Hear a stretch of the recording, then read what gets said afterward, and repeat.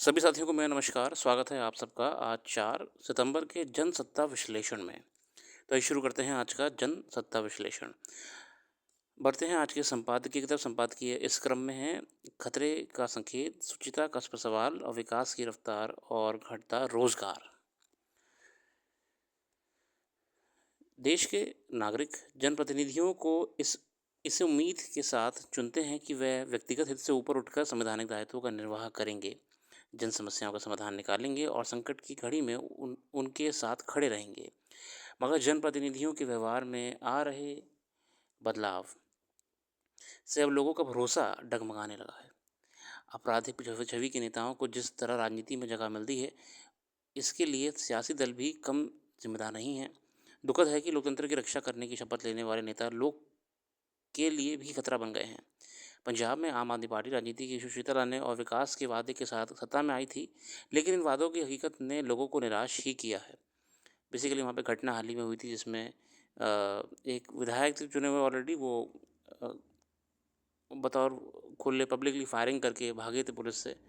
उसमें हम नहीं जाएँगे, मगर फ़िलहाल ये बहुत बड़ा संकट अपने आप में आ जाता है कि पब्लिक रिप्रेजेंटेटिव्स जो हैं, आपके एमपी, एमएलएज़, एमएलसीज़ हैं, एमएलएज़ हैं, इन सबको एक बहुत ही सम्मान की नज़रिए से समाज में देखा जाता है और इन्हें वो सम्मान को बनाए रखना चाहिए और प्रयास करना चाहिए कि वो सम्मान आगे वाली आने वाली जनरेशंस के लिए भी बचा रहे। वरना जो छवि बनी हुई है राजनीति में लोगों की कि गुंडागर्दी के लोग आते हैं और एक नकारात्मक प्रवृत्ति के लोग आते हैं, वो छवि बनी रहेगी तो उससे नुकसान ही है लोकतंत्र में।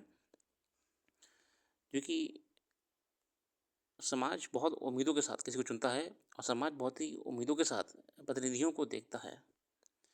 फिलहाल अगला संपादकीय है खतरे का संकेत। हिमनदों का तेजी से पिघलना जलवायु परिवर्तन और इसके परिणाम स्वरूप आने वाली प्राकृतिक आपदाओं का संकेत है।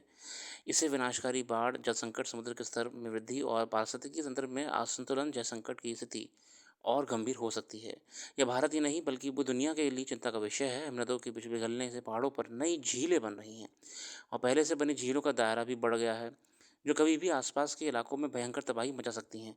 जो ग्लेशियर्स पिघल रहे हैं तो उससे ग्लेशियर लेक्स बन रहे हैं और ग्लेशियर लेक्स बनने से समस्या ये है कि निचले स्तरों पे कभी भी सामान्य से ज़्यादा बारिश होने पे भी ओवरफ्लो होना शुरू होगा। इससे आपको बाढ़ की स्थिति देखने को मिलेगी, जो कि अभी हो रहा है। इसी को लेकर टर्म होता है ग्लेशियर लेक आउटफ्लो, यानी कि ग्लेशियर लेक जब ज़रूरत से ज़्यादा बहने लगते हैं, आउटफ्लो होना शुरू हो जाता है। ये समस्या बढ़ रही है क्लाइमेट चेंज होने की वजह से। तापमान जितना बढ़ेगा आपका एटमॉस्फेयर में, उतनी जल्दी ग्लेशियर्स पिघलेंगे, उतनी जल्दी झीलों का निर्माण होगा या नदियों में जलस्तर बढ़ेगा। नदियाँ तो चलिए बहती रहती हैं, कोई दिक्कत नहीं आती है। अगर झीलें जो बनना शुरू हो जाती हैं, ये बड़ा खतरा हो जाती हैं अपने आप में। जहाँ पे एक तरफ आपको बहुत अच्छी लगती हैं टूरिज़्म के लिए, वहीं पे दूसरी तरफ ये बहुत बड़ा संकट है मानवता के लिए। क्योंकि जब कभी सामान्य से ज़्यादा बारिश हो जाती है और ये झीलें भर जाती हैं, तो ये अपने आस-पास के जो पहाड़ी क्षेत्र होते हैं, उनको साथ में प्रेशर के कारण तोड़ के आगे निकल जाते हैं, जिससे आपको भारी मात्रा में पहाड़ी क्षेत्रों में निचले क्षेत्रों की तरफ पानी बहता हुआ देखने को मिलता है, जिससे पूरे-पूरे गाँव बह जाते हैं पानी में, जो कि हो भी रहा है इस समय हिमाचल, उत्तराखंड में। पिछले के पिछले साल आपका सिक्किम में भी हुआ था और पूर्वोत्तर में तो ये आए दिन बारिश के मौसम में होता ही रहता है। केंद्रीय जल आयोग की रिपोर्ट के मुताबिक लद्दाख, जम्मू कश्मीर, हिमाचल प्रदेश, उत्तराखंड, सिक्किम और अरुणाचल प्रदेश में हिमालय क्षेत्र के हिमनद तेजी से पिघल रहे हैं और वहाँ बनी झीलों का आकार लगातार बढ़ रहा है। भारत में हिमनद झीलों का कुल क्षेत्रफल वर्ष 11 में 1917 हेक्टेयर था, जो कि 25 की बाढ़ से 2500 हेक्टेयर हो गया है, मतलब बढ़ गया है उल्टा। ये खतरा है अपने आप में। ग्लेशियर लेक्स अरुणाचल में सबसे अधिक 200 विस्तृत हिमनद झीलें हैं। इसके बाद लद्दाख में 120, जम्मू में 57 और सिक्किम में लगभग 85 मान लीजिए ना आप। हिमाचल में 6 और उत्तराखंड में 5 हिमनद झीलों का क्षेत्रफल बढ़ा है। मतलब ये ना, मैंने कहा ना कि ये चिंता का विषय क्यों है? देखिए हिमनद झील तो बनेंगी ही बनेंगी, वो तो ग्लेशियर्स पिघलेंगे तो पानी कहाँ जाएगा? कहीं तो रुकेगा ही ना। दूसरी बात है टोपोग्राफ़ी ऐसी होती है कि पानी रुक ही जाता है अपने आप, वो तो आप नहीं रुक सकते। ज्योग्राफिकल टोपोग्राफ़ी जो होती है। दिक्कत यहाँ पे क्या है, जब उनका जल स्तर बढ़ता जाता है, तो जो ओवरफ्लो होना शुरू हो जाता है, ये बहुत बड़ा खतरा है अपने आप में रिहायशी इलाकों के लिए, जो कि नीचे होते हैं। देहरादून स्थित वाडिया हिमालय भूविज्ञान संस्थान और दून विश्वविद्यालय के एक अध्ययन में भी पाया गया कि उत्तराखंड में हिमनदों के पिघलने से बन रही झीलों में मिट्टी, मतलब मलबा और पत्थर भी जमा हो रहा है। प्रदेश में पिछले 10 वर्षों में हिमनद झीलों की संख्या 20% बढ़ी है। बिल्कुल सही बात है। वैज्ञानिक अध्ययनों से ये बात साफ हो चुकी है कि बढ़ता वैश्विक ताप और जलवायु परिवर्तन हिमनदों के पिघलने का मुख्य कारण है। इसका नतीजा न केवल विनाशकारी बाढ़ के रूप में देखने को मिल सकता है, बल्कि गंभीर जल संकट जैसी स्थितियां भी पैदा हो सकती हैं।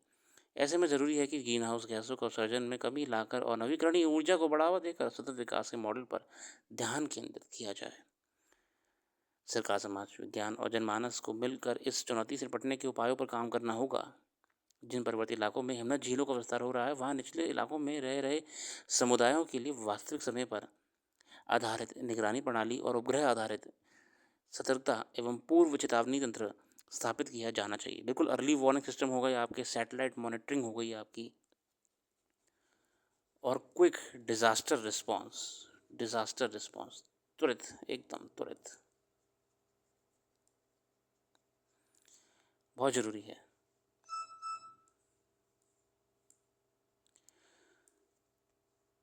क्योंकि ये संकट आज नहीं तो कल बढ़ना ही बढ़ना है।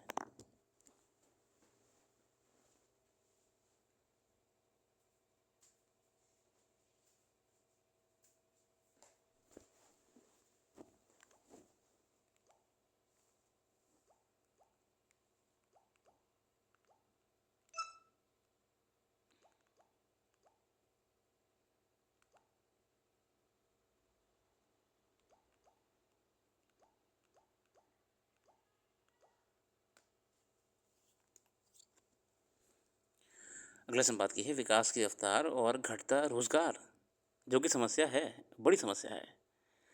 अजय बताओ तिवारी साहब लिखते हैं, देश के आर्थिक विकास का पैमाना कुछ इस तरह होना चाहिए जिसमें सकल घरेलू उत्पाद में वृद्धि, आर्थिक समानता, प्रति व्यक्ति आय में वृद्धि, गरीबी और भुखमरी में गिरावट, सामाजिक असमानताओं में कमी, रोजगार की उपलब्धता और प्रति व्यक्ति खुशहाली हो। एक समृद्ध लोकतंत्र में आर्थिक प्रणाली ऐसी होनी चाहिए जहां व्यवस्था का मुख्य उद्देश्य आर्थिक वृद्धि हो और समाज के सभी वर्गों का सर्वांगीण विकास संभव हो। विकास का मॉडल ऐसा हो जिसमें रोजगार के अवसर, गरीबों का उत्थान और किसानों की समृद्धि सुनिश्चित हो सके तथा महंगाई की दर कम रहे। बिल्कुल यही एक एक अर्थव्यवस्था होनी चाहिए।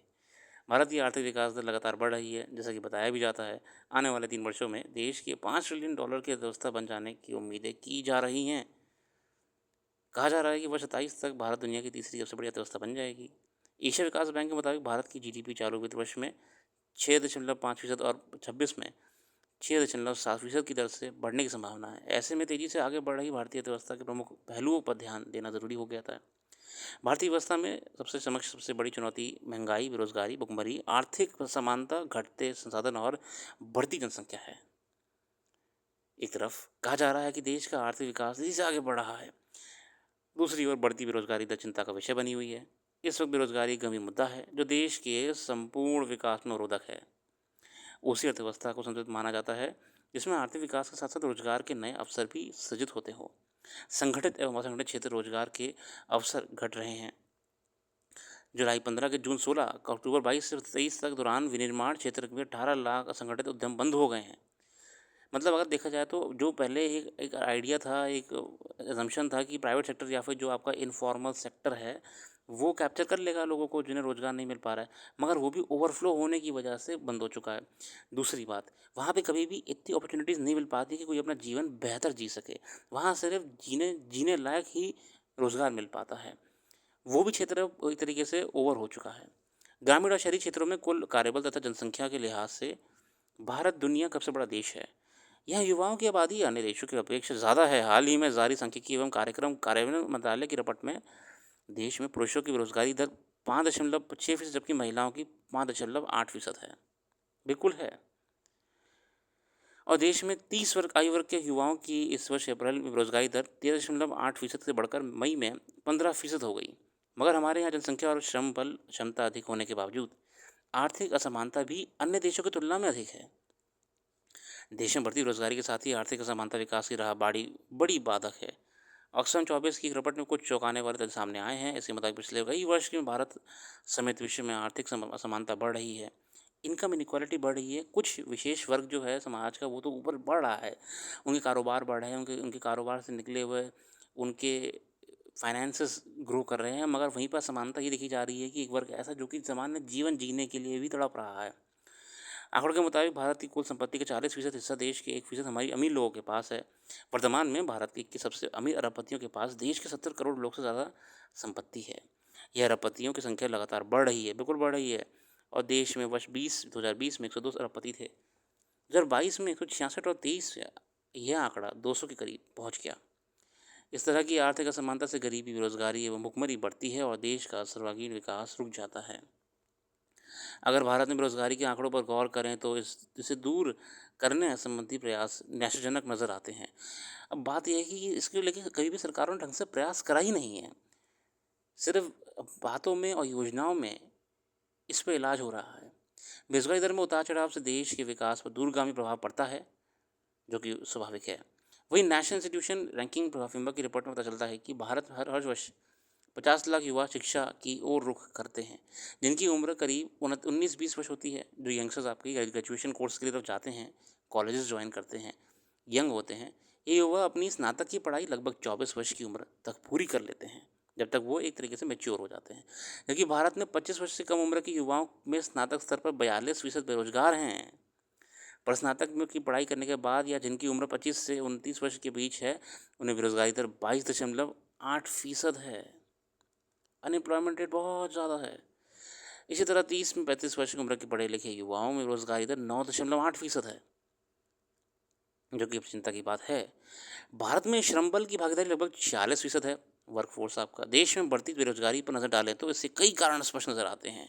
इन्हें जनसंख्या वृद्धि से वो कारण है, कोविड महामारी से उत्पन्न आर्थिक दिक्कतें, व्यवसाय कौशल की कमी, खराब शैक्षिक उपलब्धियां, कृषि क्षेत्र में कम उत्पादकता, विनिर्माण क्षेत्र में कम निवेश और अपर्याप्त ढांचागत विकास, माध्यम के क्षेत्र में नौकरी की अवसरों की सीमित करना है।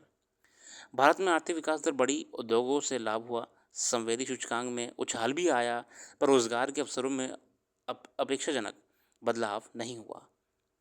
मतलब विकास तो हो रहा है, वृद्धि हो रही है, बेरोजगारी वहीं की वहीं खड़ी है, उल्टा और बढ़ती जा रही है।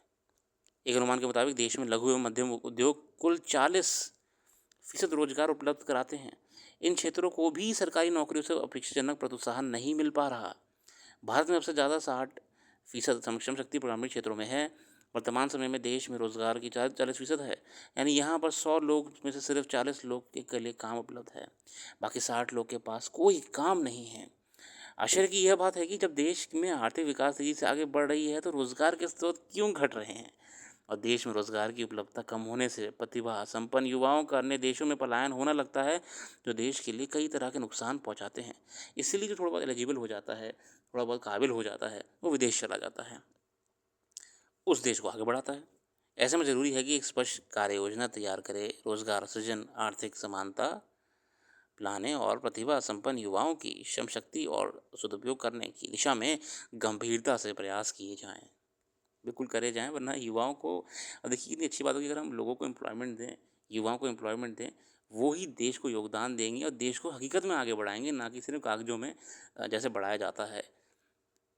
बहुत बढ़िया संपादकीय लगा, बहुत दिनों बाद एक अच्छा संपादकीय रोज़गार को लेके आया है अजय प्रताप तिवारी साहब द्वारा। बहुत ही मुख्य पॉइंट्स को जो कि कंसर्निंग हैं एम्प्लॉयमेंट को लेके, हमारे साथ साझा करे गए हैं। धन्यवाद अजय प्रताप जी। फिलहाल इसी के साथ आज के लिए रखते हैं। अपना कीमती समय देने के लिए बहुत बहुत धन्यवाद। और राष्ट्रीय अंतर्राष्ट्रीय खबरों के लिए हमारी वेबसाइट को विजिट कर सकते हैं, उसका लिंक डिस्क्रिप्शन में मौजूद है। धन्यवाद।